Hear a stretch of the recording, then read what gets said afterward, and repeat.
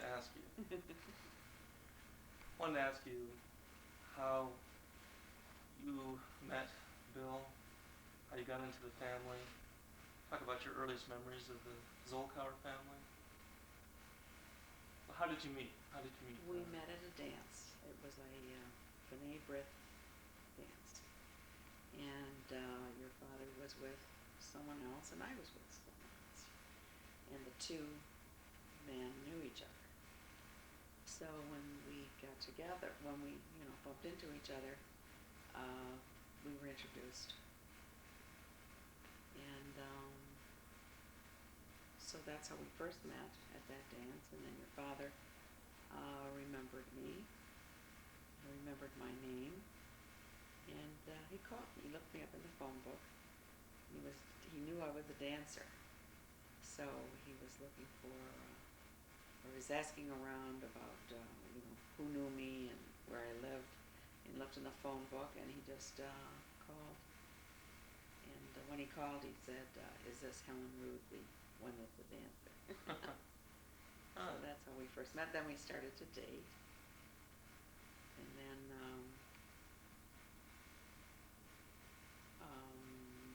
we broke up. We stopped dating. And he was mad at me because I went to a dance with another fellow. And he hadn't asked me till the last minute, so I didn't think he was going to ask me. I was hoping that he would. So when he didn't, I figured, well, he wasn't interested. So I accepted a date with someone else, and he called the last minute and was very angry that I had accepted a date with someone else. So he was so mad he stopped calling me. Huh. And he didn't call for a month or two. How old were you when you met him? Do you remember?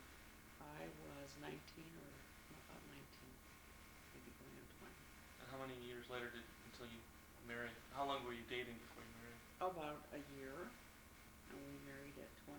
I was 21. 21. What was your first memories of the first impressions of the Zolkower family? Of Well, Molly and your Harry? father brought me to his house when we were going steady, and he wanted his folks to meet me, and I wanted to meet them. And they were very friendly, especially, Grandma Molly was very friendly. And my impression was that first of all, they were very short. That was the first thing that hit me.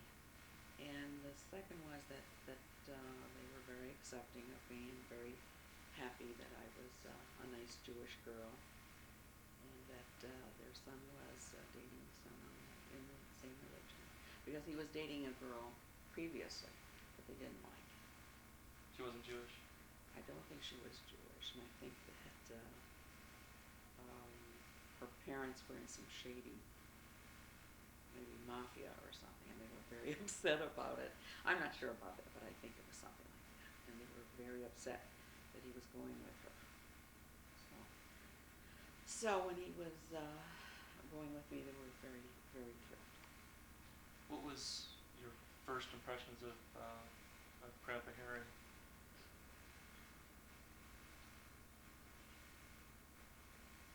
Be very open. I really, Remember. I really was shaded by what your father told me about him. And what was And it? one was that he was, that he was very stern and very dominating, powerful man with a terrible temper. And so I was a little afraid of him, I think.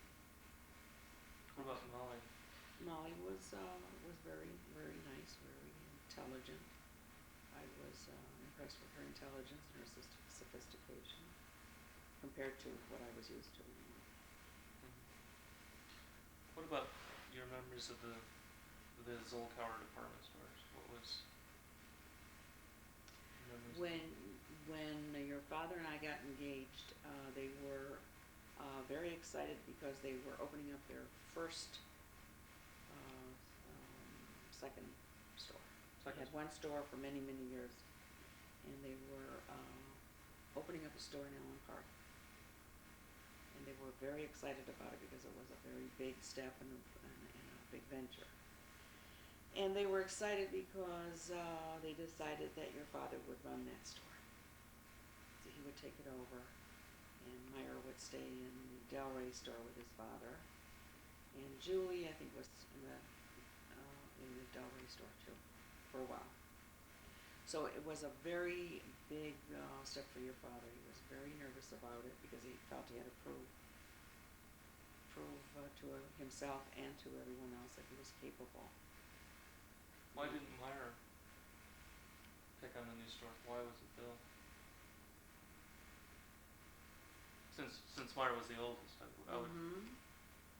Well, Meyer sort of was the base Oh, so of that was. operations, and the base was there in the Delray store. Then they had plans of opening other stores and having a chain. So Even back then, they were. back then, and then Grandpa Harry was sort of stepping down a little bit. He was taking more time off, going to Florida 3-4 months, and he was sort of semi-retired by that time. So Meyer really had the Delray store. You know, it didn't take long before that happened. Was there always talk about the store? I mean, did that consume the family? When was It that? was all-consuming. All-consuming. And they used to have meetings once a week and discuss the week's business, and they would talk about all the different customers that came in and all the different problems that came up and how much was taken in for the week, and they sort of competed with each other as to who took in the most. And there was a tremendous amount of competition between all members of the whole family, including Aunt Rose. Aunt Rose, Meyer, your father, Grandma Molly, and Grandpa Harry. The 5 of them were very competitive with each other.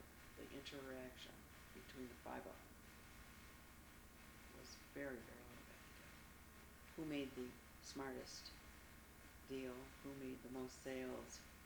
Who was the most clever? And they all loved each other very, very much. But they just never got into the habit of complimenting each other. They all were very anxious to get a pat on the back from each other. For some reason, I think your father had the least amount of problems with that. But the rest of them were always, trying to prove what they could do. And if they did compliment the children, it was to other people outside the family, but never directly to their faces. Did you ever work in the store? Did you? I helped out with grand openings, but not on a regular. Oh, sometimes for sales, when there was a sale and there was a big promotion, then I would help out. What would you do? Be like a sales girl. salesperson? And also Aunt Dorothy and Aunt Eve helped that out too. I didn't know And that. they were thrilled with them. They said it was the best sales girls they ever had. That's fun. And they loved it. They thought it was a lot of fun.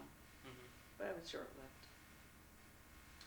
What about? Did you ever go on vacations with any of the families or? No. No. Never. What about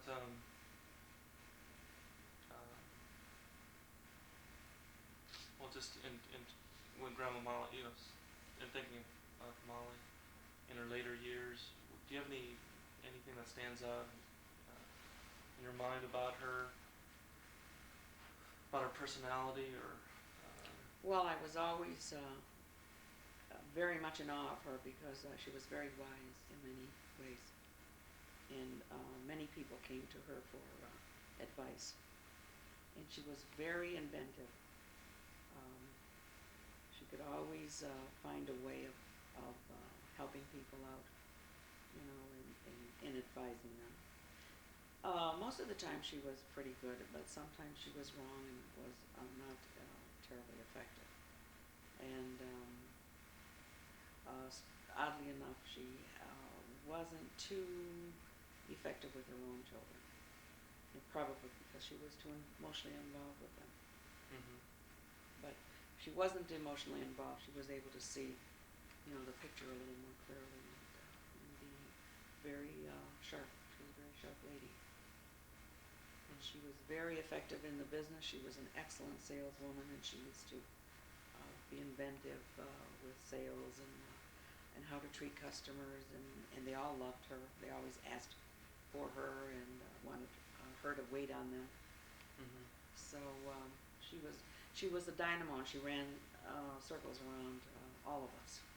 She had tremendous energy for a long time. She would run downtown and go to Hudson's and buy and go and do and come back and make a whole 12-course dinner. And every week when she would make Friday night dinner, or was it Sunday night? I forgot. And her table was just covered with baked goods and all kinds of foods for the holidays and for the week. So she just had all this tremendous energy. Mhm. She was a good cook, and she knew how to put on a beautiful table. Were any memories of Meyer? Anything that stands out in your mind about him? Well, Meyer was very sharp in business. I never really knew Meyer that well, but from what I observed, I thought he was very sharp, and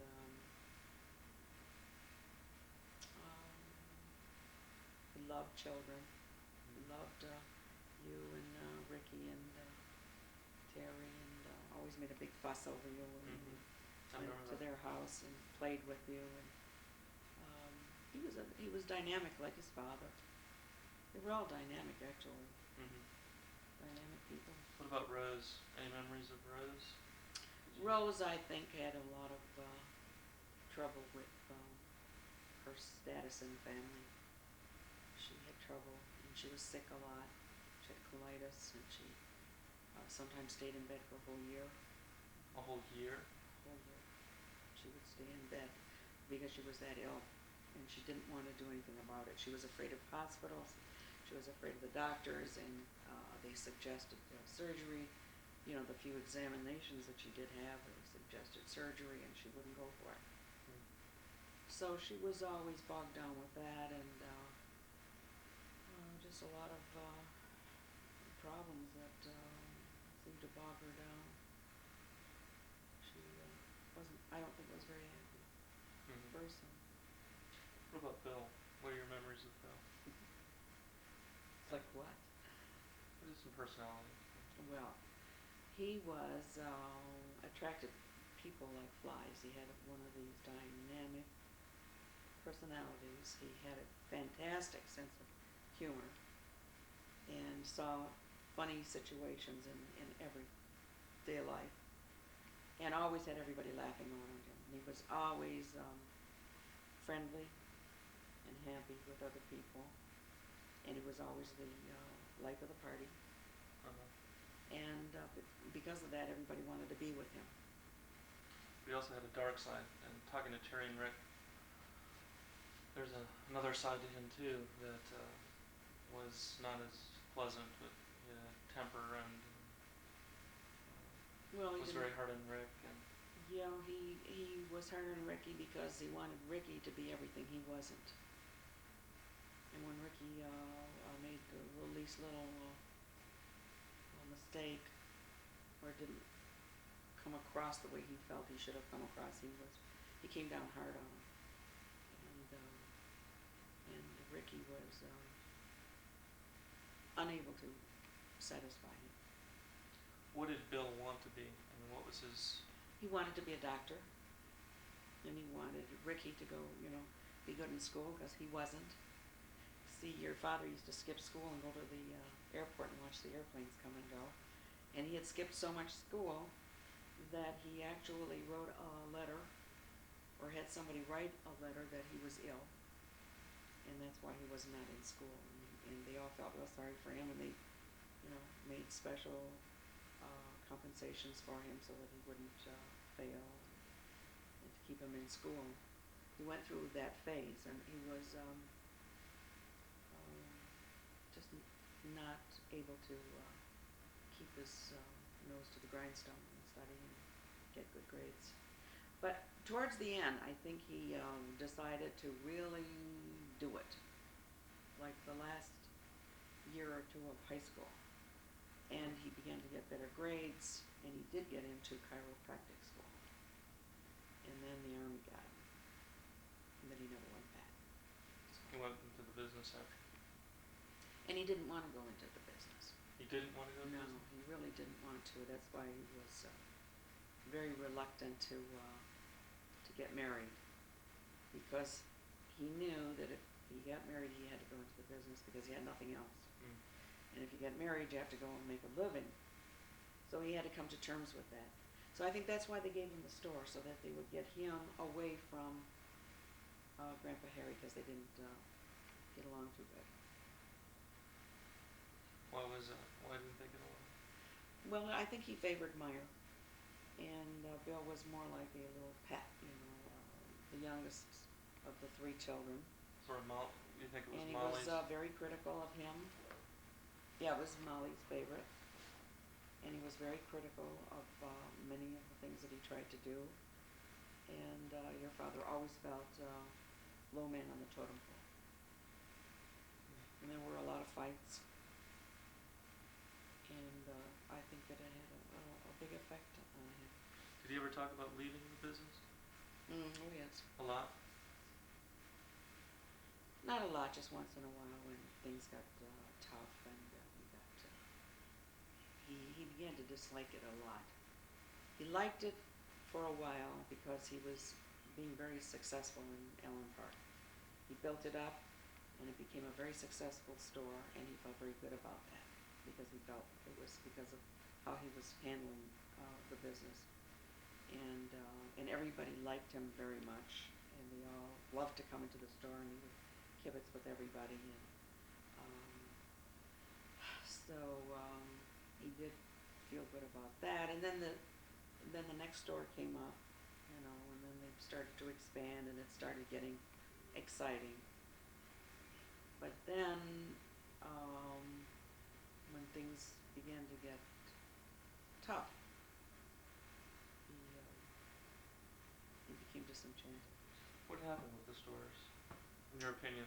In my opinion, there were other stores larger competing. When we would go into a shopping center, like Federal Department Store would come in a few miles away and build a bigger shopping center and would draw away the people that we normally would have had. So it affected the business. Aside from that, I think they overexpanded. They also, everybody was going discount. And there was a lot of difficulty there with coming to terms with that, because to them, going discount was belittling to their name. They always wanted that image of having the big department store, and discount was like low class. And it was like when you go discount, you're in trouble, and you can't make a go of it. So they could not come to terms with that, and so they just didn't do it. Just reversing, during the height of success of the Zolkower department stores, what did it feel like to be a part of that? Was it real exciting? Did you feel for me proud? To be a part of it? Yeah, or were sure. you like, oh yeah, I can't hear more about this, it's driving me crazy? What No, did it feel I loved like? it. It would, we got a lot of attention, and you were well known in the social circles. Everybody knew the name, and a lot of people were in awe because we were expanding, and I think we ended up with 7 department stores, which was very nice. And when they went on shopping, shopping for the store, what do you call it? Buying trips. That they were really pursued by the merchants because they had a chain, which meant volume. So they just wined and dined the boys because they wanted their business. So that made them feel good. Remember any of the advertising campaign slogans? What is a Zolkower? That was the. And that's how they started, and it was in the papers, and then it was on radio and TV. What is a Zolkower? What is a Zolkower? And there was no answer. So they just sort of brought that to the attention of the public. And then after about 3 weeks or a month, they came out with what is a Zolkower, and then they explained the operation and what it was. It was a department store that gave good prices and wonderful merchandise and good service, and that's what a Zolkower was. Something that's I'm curious about, and it's kind of changing the tone a little bit, and it's kind of morbid, but I wanted to ask you your memories of this, because my memory's sketchy. The getting back to Bill and what led up to his death. Could you talk a little bit about the night that he passed away? You never wanted to hear about it. I know, but go ahead and say it. Because Rick and I have asked this with Rick and Terry, and they have their, I guess, angle of things, and I have my own small angle. And Terry hers. Yeah, and I know this is a painful question to ask, and it's not easy, but if you could just go back and just recant what happened. Well, how far back? Just maybe the night before, leading up to. You know what happened to his leg originally? He had a blood clot on his leg. That's how the whole thing became, to a head. And so he went to a doctor, and the doctor said that he had to stay off his feet. This is, by the way, after or during the store going into Bankruptcy. no, it wasn't bankruptcy. It was Receivership? Right. So I think it was like towards the end, and your father decided that it was time for him to get out of the business and start looking for other work. So he became a stockbroker, and then the market took a terrible drop, so he had to get out of that. Then he began to sell insurance. So that's when he was selling insurance on the road. He was like gone 3-4 days out of the week and would come home for the weekends. So he got this blood clot on his leg. Now, he got out of the Vietnam War because of bad varicosities. Korean War? Or the Korean War, excuse me. Yeah. The Korean War. And when he went he had signed up, so he was supposed to go. He wanted to sign up? He had, when he got out of the Army, he made the mistake of signing up for a certain reserves or something. Well, and was very sorry that he did it, but I guess a lot of fellas did. And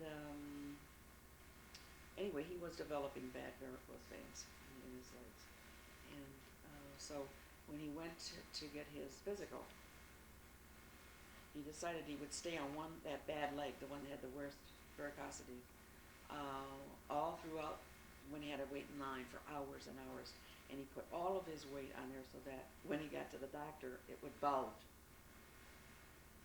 So by the time he did get to the doctor, it was so bad looking, they just rejected him. And of course, he was very relieved.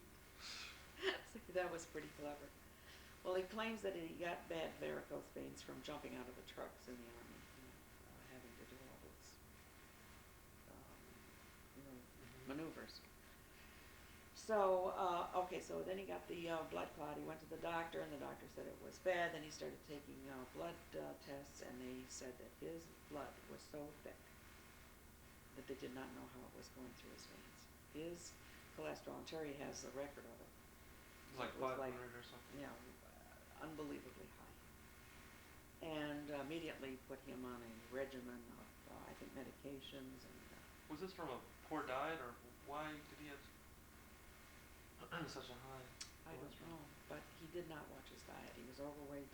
He stopped exercising for a long time. He was smoking a lot, and not exercising, and eating a lot of chocolate, and of just a bad diet. And in those days, we didn't really have the same diet, even though for today it was not quite that clear. So, anyway, your father, who wanted to be a doctor, who had read a lot of medical books, knew that it was serious, but he did not want to go to the hospital. They wanted him to go to the hospital. Why didn't you know?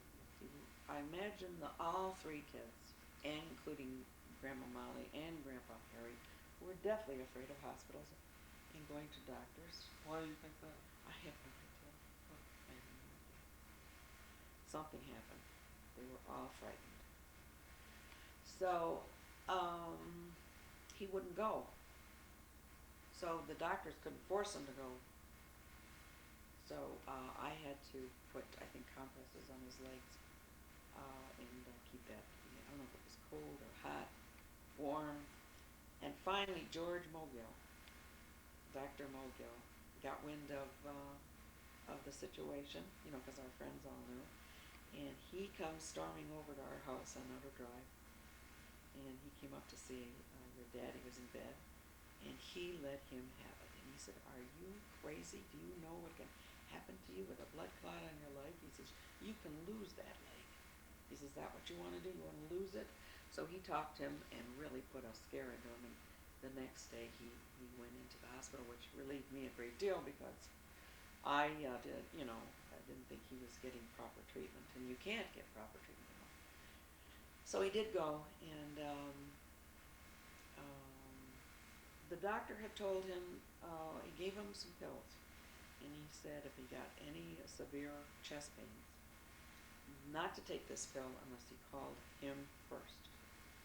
I remember that distinctly. And he always had to have those pills close by. And he said, "Don't be frightened." He says, "The worst that can happen is that a blood clot will break loose and it might end up in your lungs, so you might get some terrible chest pains."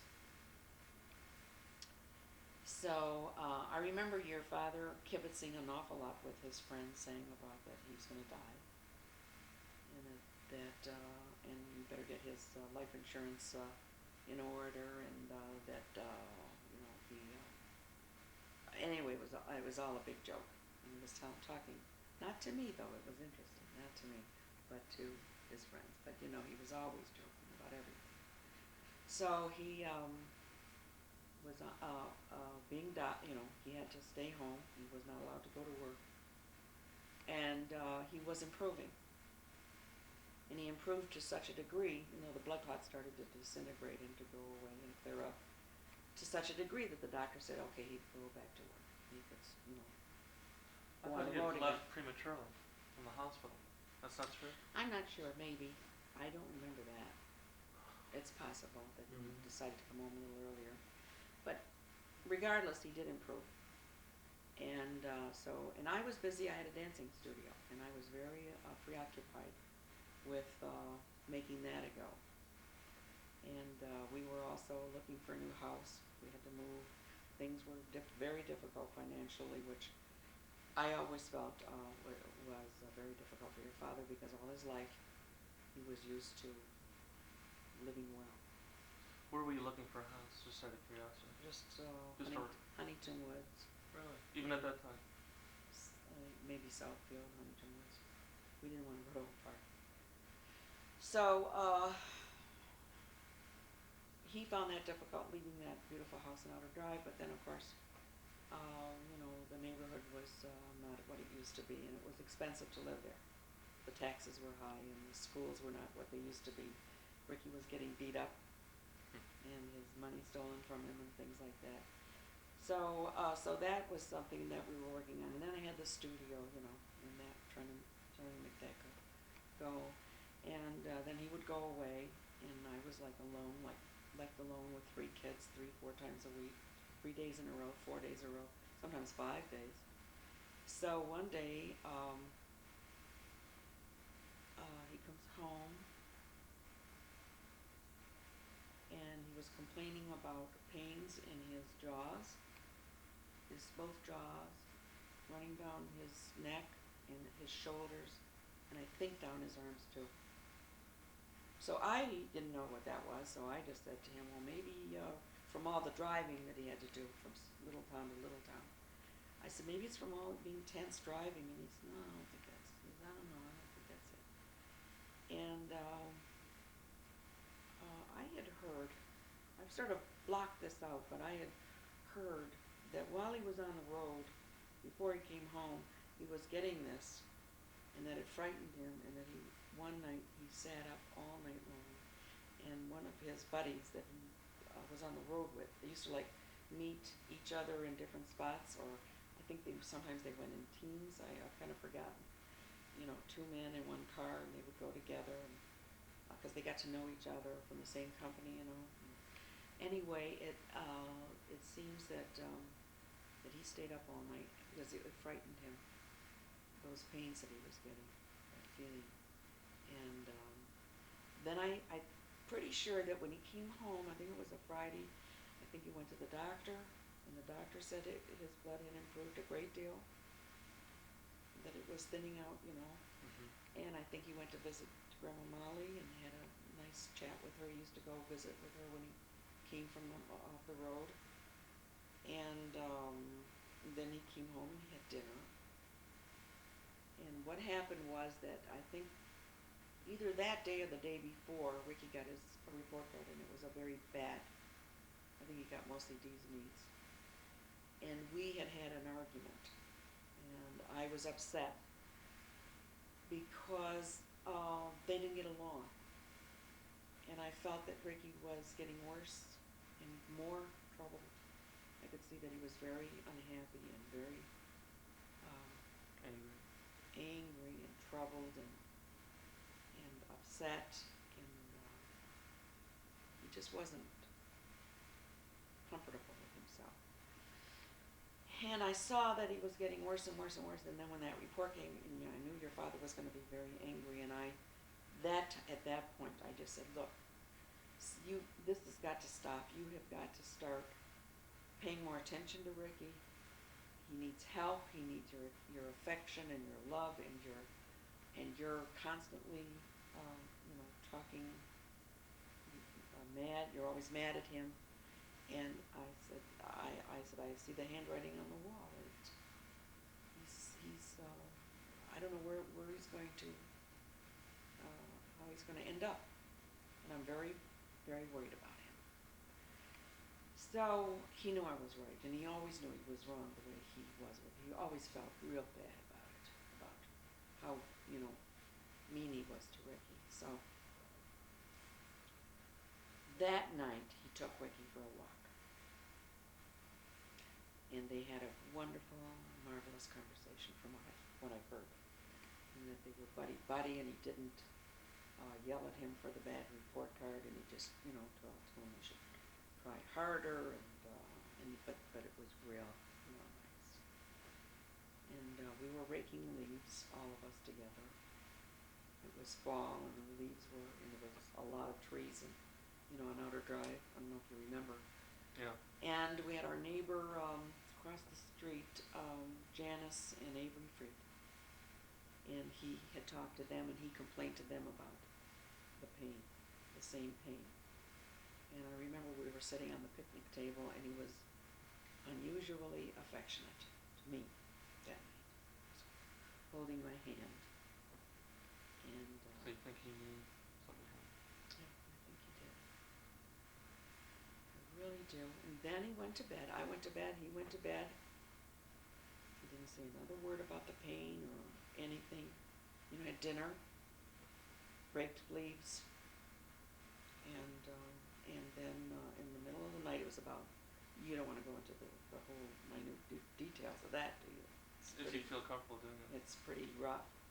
It's up to you. If you want to go through it. Well, he apparently was in the throes of dying, and I heard these noises, and I thought, because he very often was on his back, and he would snore, and he would go, couldn't catch his breath, it would be when it would be. There's a technical name there. I think they have a name for it now, apnea, something like that. Where and they say now that it's not good for your heart. So I would very often have to shake him so he would turn on his side because he was choking. He was gagging and choking, and that went on for many years. So that's what I thought it was. And so I started to shake him like that. and he didn't respond. He didn't move. So I shook him again. He was still making, the noises. And then there was just like something that I could just see that it was different. And at that point, I can still remember that from the tip of my toes, that this chill, it was like a tingling chill, started right from my toes, went all the way up to my body, and I felt my hair stand up. Oh, really? Yes, it was like a tingling in my, when they say your hair stands up from fright, it's exactly what I felt. And I became so frightened, and when I saw your father, he was just lying there, and his eyes were half open. Is this rough for you? No, not good. It's rough for me. You're doing great. And the phone was on his side of the bed, so I ran around the other side, and I bodily picked him up and put him on his side, so that I thought he couldn't come out of that choking. I couldn't put it together. Wow. And I thought that if I could turn him on his side, he would be able to breathe better. I thought maybe he was... That's what they tell you to do when somebody's choking? Yeah. To turn them on their side. I actually picked him up like that. Then I got on the phone, and I just saw that it was just weird.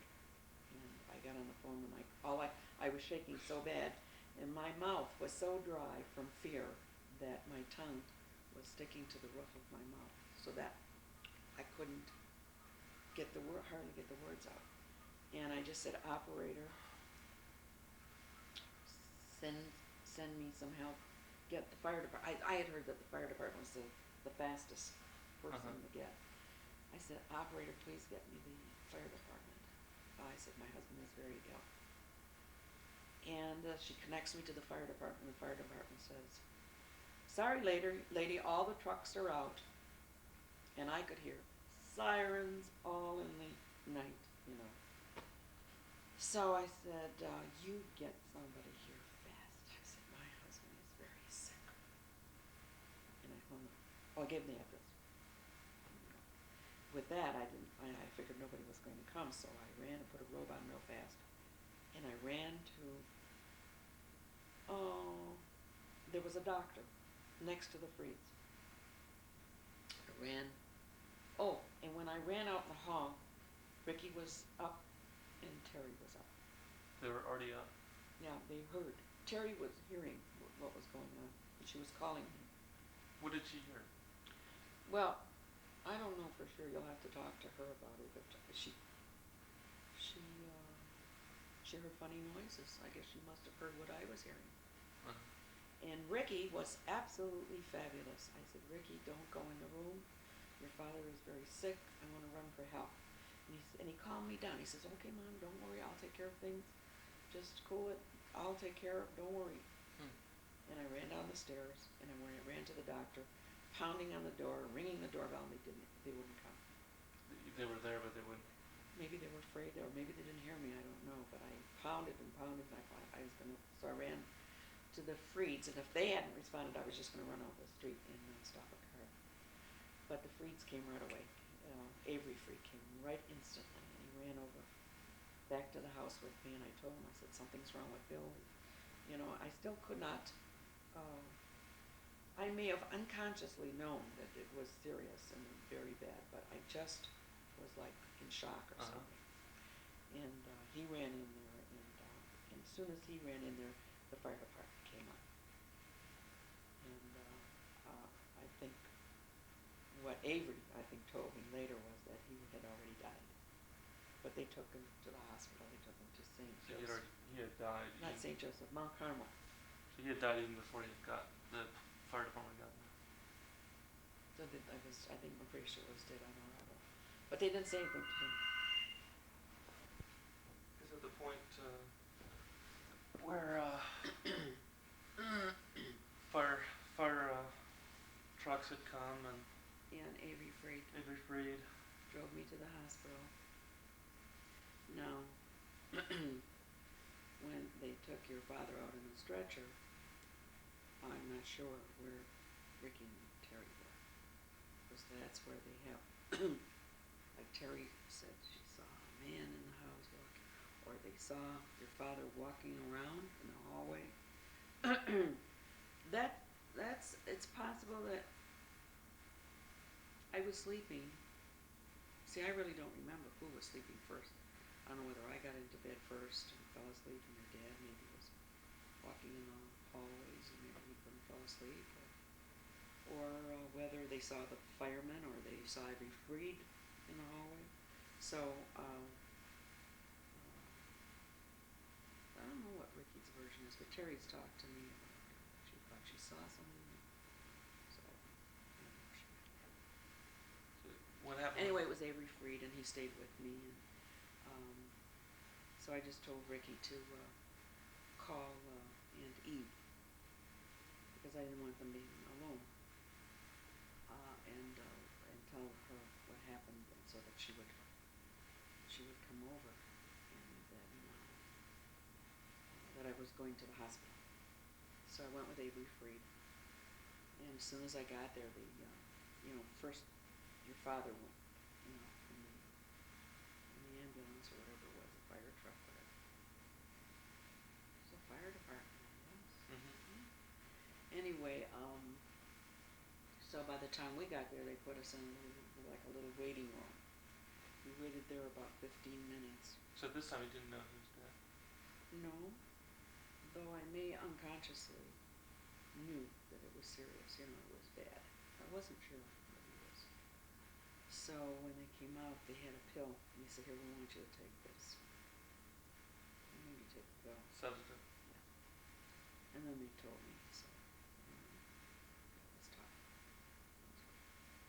And I knew I had to come back and tell you kids, and I just didn't know how to handle the whole thing, my own emotions, and then worrying about the 3 little kids.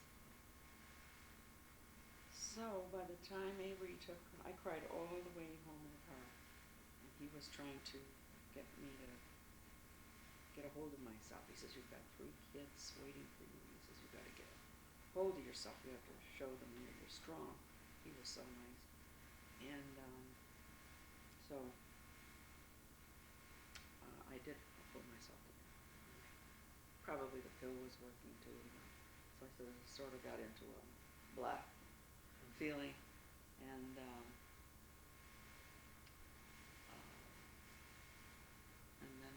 Ricky and Terry, I think you were still sleeping.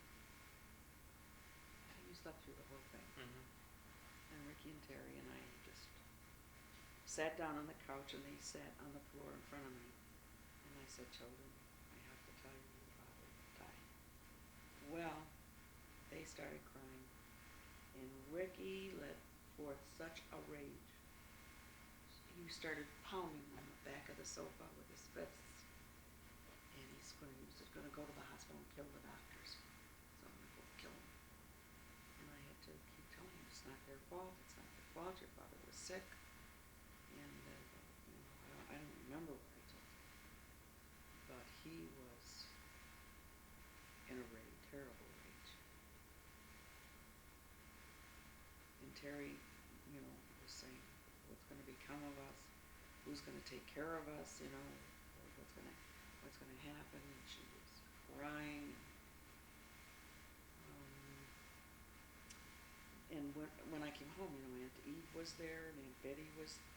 No, I think Betty was in Lansing already. I'm not sure. Anyway, I think it was Aunt Dorothy and Aunt Betty and Aunt Eve for sure. And the Freed, Janice Freed was there. And it was just a nightmare. I stayed up all night and the whole day the next day. I didn't go to sleep. George Mogill came over and gave me some sleeping pills. And then after, later in the evening, all kinds of people coming and going, and I just like a blur. And then the toughest part was when they brought Grandma Molly. But she was amazing. She was strong. She kept her herself together. She just sat with me on the couch next to me, and we just sat like in silence a whole day and a whole night. It was like a silent vacuum. Huh. The hardest thing was to tell you. And Aunt Dottie, I remember, came in and she said, "Does Harry," and I would see you like sitting on the stairs, and you were like on the perimeter. And you must have been very frightened. You didn't know what all these people were. People crying and whispering to each other. Seeing me sitting there with Grandma Molly, it must have been, who knows what went through your mind. Finally, Aunt Dottie got a hold of me and she said, Aunt Dottie? She says, "Does Harry know yet?" And I said, "I didn't tell him yet." And I found that most difficult. And she says, "You've got to tell him right away." So I took you upstairs privately in that little bedroom that was Ricky's. I think it was Ricky's bedroom facing the front of the house. And there was twin beds. I said, and you were sitting on the other bed, and I said, "Harry, Daddy died." And you just looked at me and buried your head in the mattress, and you just cried.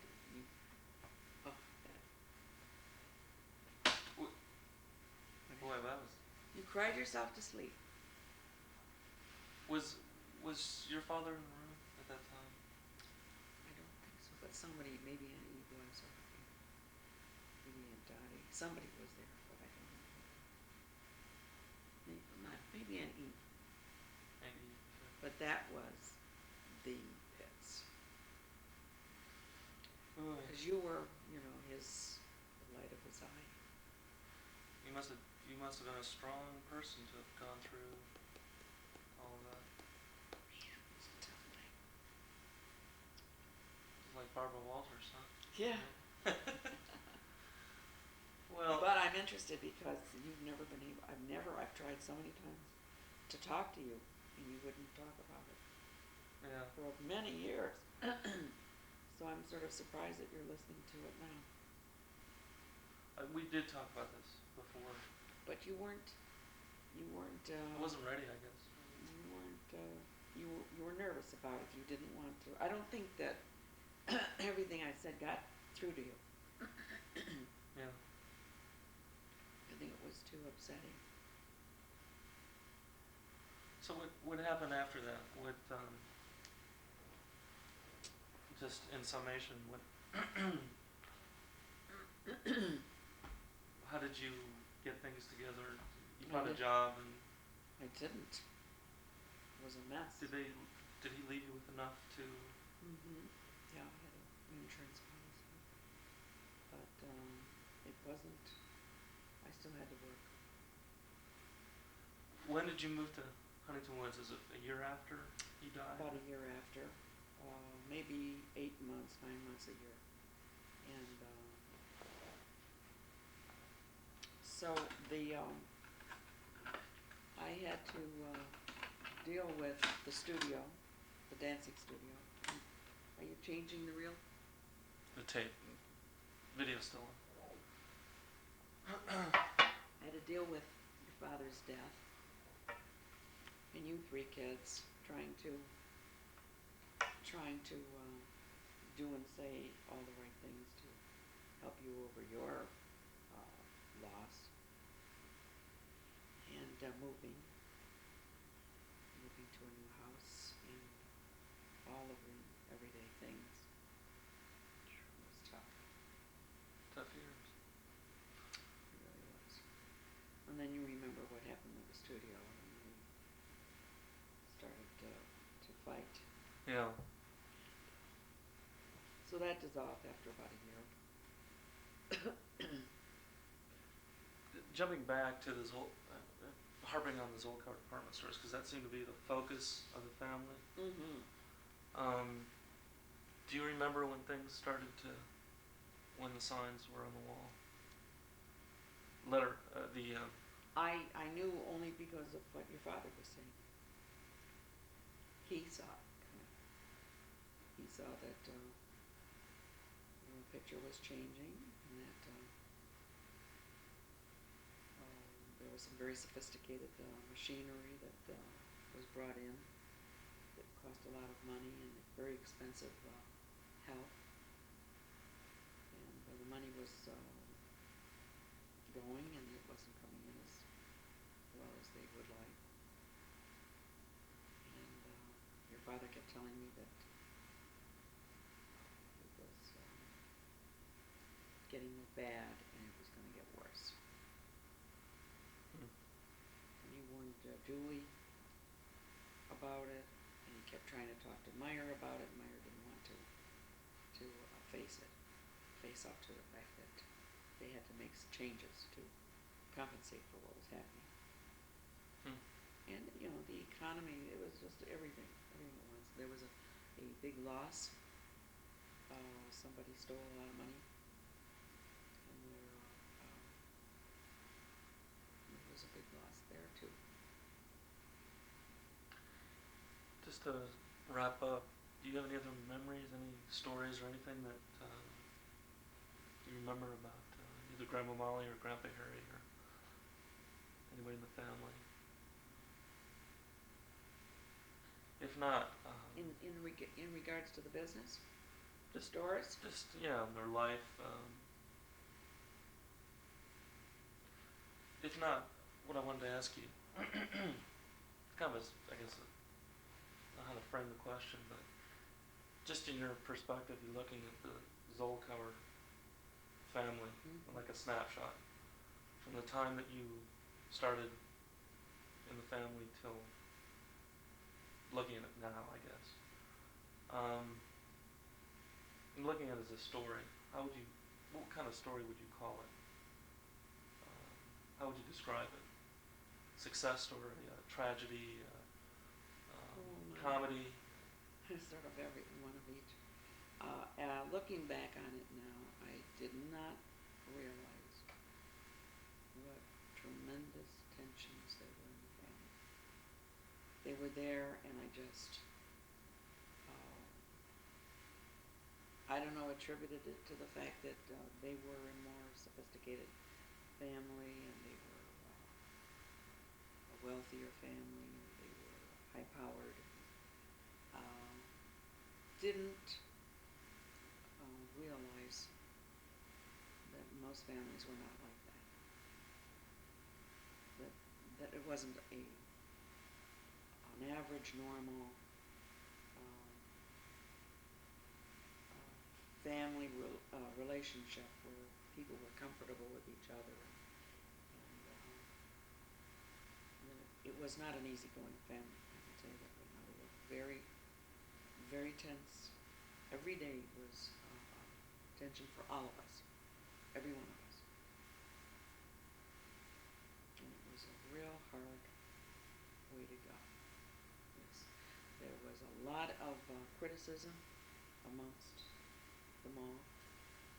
For example, I had little children who put fingerprints on the windows and the door walls. And if we knew that Grandpa Harry was coming over to visit, we had to clean up real fast, or else we were going to get it, like children. And that he was very highly critical of how you lived, and how you spent your money, and how you kept your home, and how you brought up your family, so that you were always feeling under scrutiny and tremendous tension, and you were always told, don't do this, don't do that, you should do this, you should do that. And created tremendous tension amongst every member there. Laura, myself, Aunt Rose, Julie, your father, Meyer. Probably the only one that didn't feel it was Grandpa Harry, because I think he was the nucleus of that. And Grandma Molly had to live under that. Tremendous. Probably why she had tremendous tensions ulcers and expectations. I don't have any more questions about the Zolkower family. I don't know if you feel up to talking maybe just briefly about your childhood? My Well, we've got the cameras. Well, and this is not the Zolkower, No, but I mean, you want to tree. do it for another time? Or? Yeah, we'll do that on my side of the family, but you wanna just deal with the Zolkowers right I now. thought if we had, More, if you felt like talking. well, what do you wanna know? I'll just tell you whatever you wanna know. I'm just curious your earliest memories. What are your first memories? Of anything? Yeah. My wedding? Wanna talk about my wedding? Sure. Talk about it. Well, I know Grandma Molly always had terrible guilt feelings about the wedding because she wanted to have it in her house because they had a nice, beautiful, big house in Outer Drive. And I, of course, did not have a nice home, and she didn't want to have it in a hall. She had very definite ideas, and I really was very naive and didn't know how to put on a nice wedding. And so she wanted to take it over. So Grandpa Dave gave her the money, gave her I think $1,000, and let her run it because she wanted to. She really was adamant about doing it. She says, "You'll see, I'll make you a beautiful, gorgeous wedding."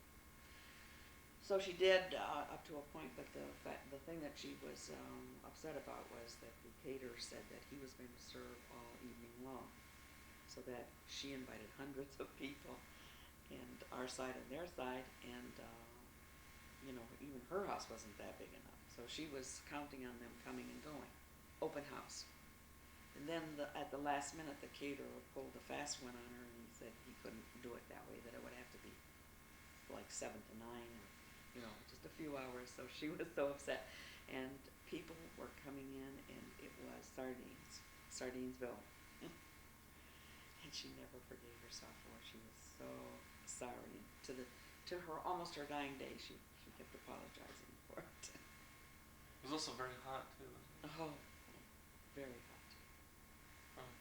The ceremony was in the synagogue, which I don't even remember where it was. Maybe Shirazade. And that was nice. And then then during the afternoon we took pictures and had lunch or whatever, and then I remember that nobody thought about lunch. So my side of the family didn't prepare a lunch for us, and the Zolkower side didn't prepare a lunch. So your dad and I found ourselves floating around after the ceremony with no place to go and not knowing where to go. Jeez. So we ended up at my house. We raided the refrigerator and ate whatever we could find. Huh. And everybody else had gone to lunch, to restaurants. Sounds chaotic. It was wild. Huh. You had enough? Yeah. That's enough.